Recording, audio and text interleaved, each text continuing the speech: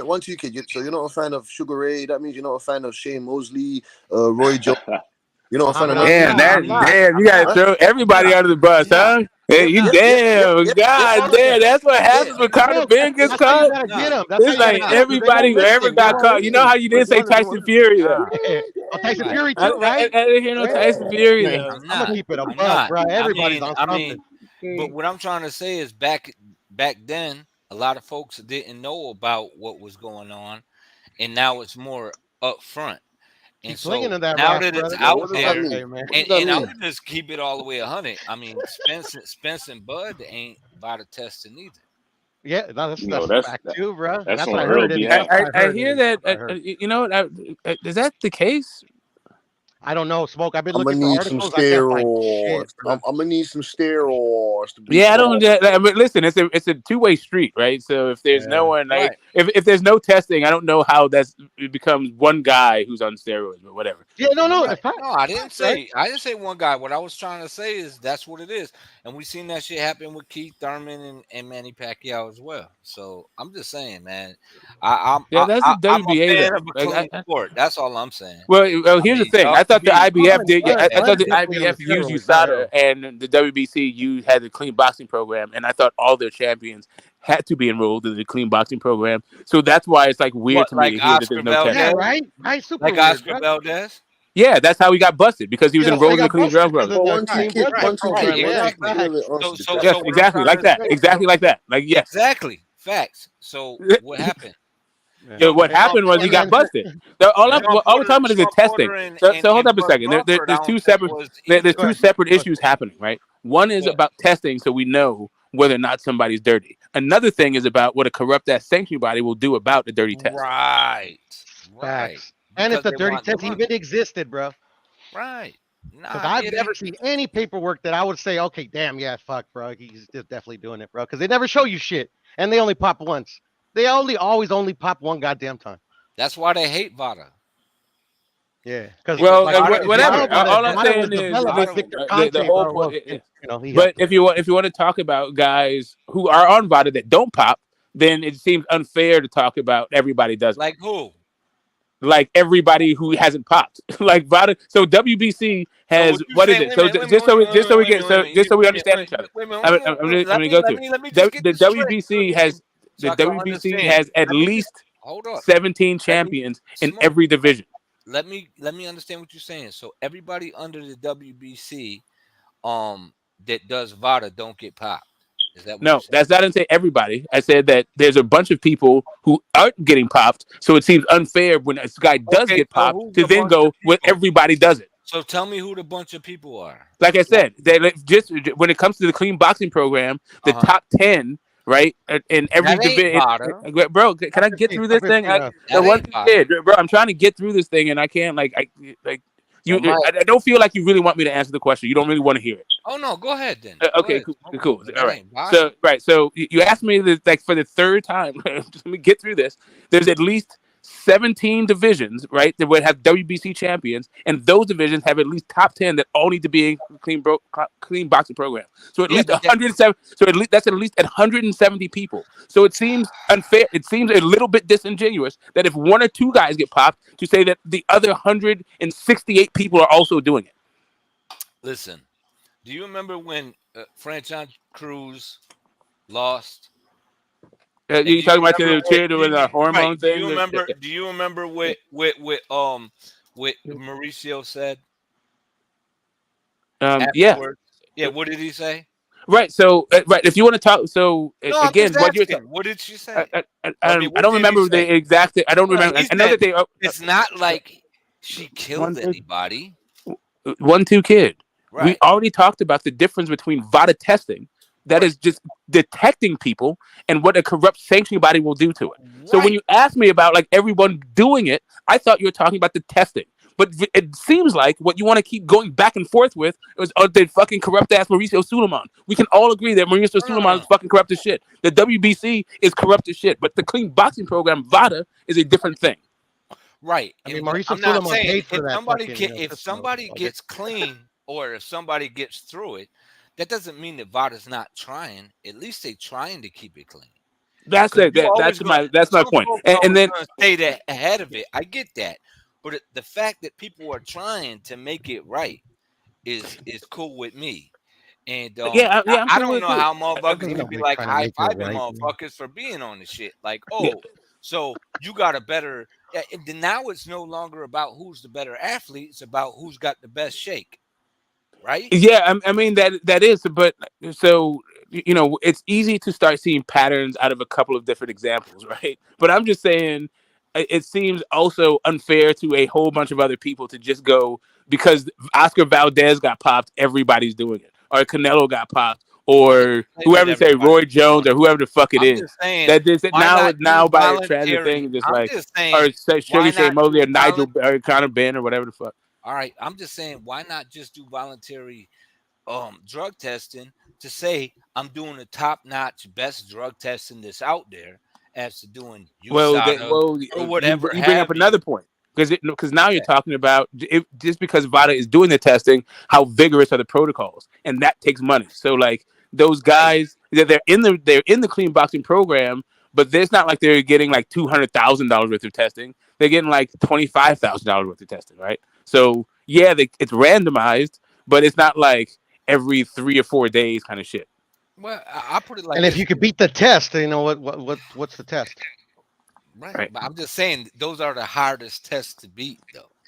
So Yeah, but the money isn't really going into the most stringent testing. It just goes into a really reputable lab, right? So the protocols, it's a really reputable lab, but the protocols aren't the most vigorous. But what I'm trying to that sounds good, but VADA has caught more people. Yeah. In the small amount of time that they've been doing it, more than USADA, WADA, anybody else. I don't know. It's a hard claim because USADA. The issue is no, because hold up a second. USADA has what is it like? Because it's part of the national team. It has a different kind of like honor system that works with it. So like even the cheaters can only get away with cheating for so long, and then it's like all this shit is just retroactive. Like it's just kind of hard to be like people do beat the USADA for a time, but it all fucking comes out. Listen, what I'm trying, but VADA's not that old. Like USADA's like fucking super old, and VADA's not that old. And they're not reputable, in my opinion. So well, that's your opinion, and that's yeah. I mean, when the guy that like literally used to sell the steroids to the athletes develops the tests, it's just come on. I mean, you believe that? Come on. Believe what? Like Victor they Conte caught more people popping than anybody else since they started. Do you understand what I'm trying to say though? That like literally, Victor Conte. Do you know who he is? What the Victor Conte got to do with he fucking VADA? Helped develop the VADA testing. That's right. Just like a fucking former bank robber can help you fucking find out how these motherfuckers is breaking into banks. What the fuck and are now you talking about? Now he develops supplements that he sells to fighters. And we're supposed to expect that he's making money and he's honorable with this shit. All right. But do you know for a fact? Wait a minute, but what I'm trying to say is, do you know? Seeing how question. Wait a minute. Hold on, Smoke. So you know that VADA now because Victor Conte had something to do with VADA. All right, so I think there's a bridge to be gapped